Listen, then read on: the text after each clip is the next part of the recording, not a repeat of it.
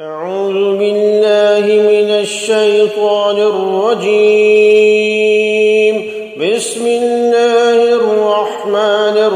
الرحيم. يا أيها المزمل قم الليل إلا قليلا نصفه وانقص منه قليلا أو زد عليه ورتل القرآن ترتيلا إنا سنلقي عليك قولا ثقيلا إن ناشئة الليل هي أشد وطئا وأقوم قيلا إن لك في النهار سبحا طويلا واذكر اسم ربك وتبتل إليه تبتيلا رب المشرق والمغرب لا إله إلا هو فاتخذه وكيلا واصبر على ما يقولون واهجرهم هجرا جميلا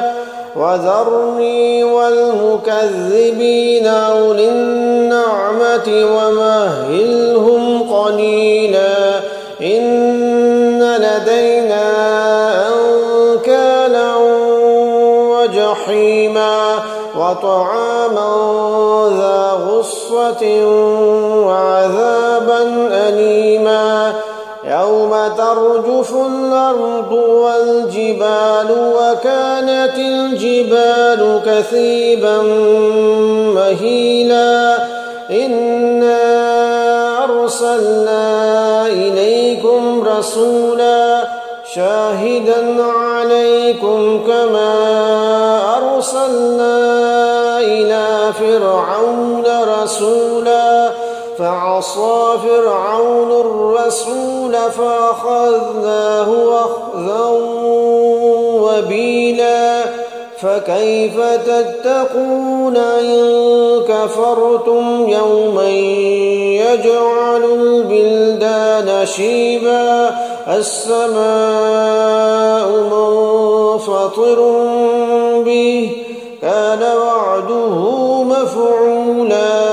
إن هذه تذكرة فمن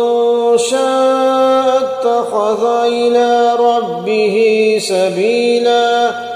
إن ربك يعلم أنك تقوم أدنى من ثلثي الليل ونصفه وثلثه وطائفة من الذين معك والله يقدر الليل والنهار علم أن لن تحصوه فتاب عليكم فاقرؤوا ما تيسر من القرآن علم أن سيكون منكم مرضى وآخرون يضربون في الأرض يبتغون من فضل الله وآخرون يقاتلون في سبيل الله فاقرؤوا ما تيسر منه وأقيموا الصلاة وآتوا الزكاة وأقرضوا الله قرضا حسنا وما تقدموا لأنفسكم من خير تجدوه عند الله هو خيرا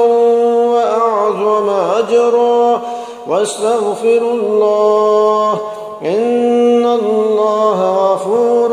رحيم صدق الله العظيم.